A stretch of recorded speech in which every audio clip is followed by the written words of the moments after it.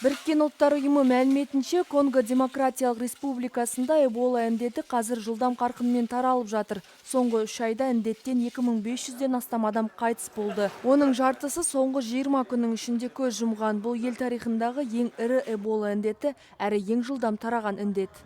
Дағдарыстың орталығы саналатын Буния қаласынан мәлімдеме жасаған Біріккен ұлттар ұйымы індет таралған аумақтың қазір Франциядан да үлкен екенін айтты. Індет туралы ресми түрде 15 мамырда жарияланды. Алайда сарапшылар оның бұған дейін бірнеше апта бойы таралып келген болуы мүмкін деп есептейді. Індет елдің солтүстігі мен шығысындағы аймақтарға тараған. Бұл өңірлерде мемлекеттік билік ықпалы әлсіз, медициналық инфрақұрылым жеткіліксіз. Сонымен қатар ондаған жыл бойы қарулы топтар әрекет етіп келеді. Біріккен ұлттар ұйымының айтуынша, қосымша мамандар мен қажетті ресурстар бөлінсе, бірнеше айдың ішінде вирустың таралуын бәсеңдетуге болады. Ал қажетті қолдау көрсетілмесе, індет одан ары өршіп, адам өлімі көбейіп, көршілес елдерге де таралуы мүмкін.